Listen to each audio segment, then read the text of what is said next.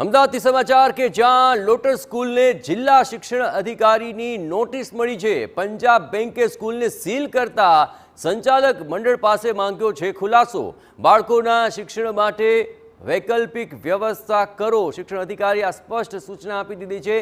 Bank સ્કૂલની seal નહીં ખોલે તો વૈકલ્પિક વ્યવસ્થા તો કરવી પડશે। બેંકની નોટિસ સામે કચેરીનું ધ્યાન કેમ ન દોરવામાં આવ્યું એ સવાલ પણ પૂછ્યો છે અને શિક્ષણ અધિકારી નોટિસ ફટકારી સ્કૂલ પાસે આ મામલે હવે ખુલાસો માંગ્યો છે।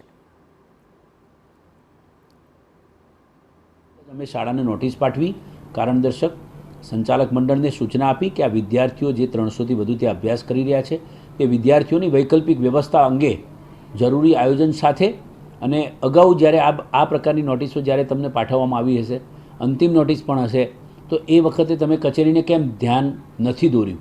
તો હવે સત્વરે એમને વૈકલ્પિક વ્યવસ્થા કરી એનું આયોજન કરી અને એમને ઉપસ્થિત રહેવા સૂચના આપી છે। અગર એ લોકો ઉપસ્થિત નહીં રહે સંચાલક મંડળ તો અમારા શિક્ષણ નિરીક્ષકને મોકલી અમે ડીઓ કક્ષાએથી વિદ્યાર્થીઓનું ભવિષ્ય ન બગડે તે રીતે શિક્ષકોને વિદ્યાર્થીઓને અન્ય શાળામાં તેમની નજીકની શાળામાં અમે તેમનો અભ્યાસ જે છે એ શરૂ કરાવી દઈશું।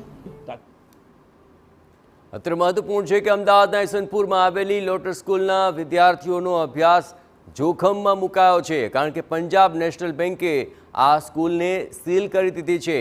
સ્કૂલે લોનના રૂપિયા 1,25,00,000 નથી ભર્યા અને તેને કારણે બેંકે સ્કૂલને સીલ મારી દીધું। અગાઉ પણ મેજિસ્ટ્રેટે લોન ભરપાઈ કરવા અંગેનો આદેશ આપ્યો જ હતો। જોકે વારંવાર નોટિસ આપ્યા બાદ પણ લોનની ભરપાઈ નહીં કરતા સ્કૂલને સીલ કરી દેવામાં આવી। હવે જોવાનું એ રહ્યું કે સ્કૂલ તરફથી લોન ક્યારે ભરવામાં આવે છે અને બાળકોના અભ્યાસ માટે શું વૈકલ્પિક વ્યવસ્થા કરવામાં આવે છે।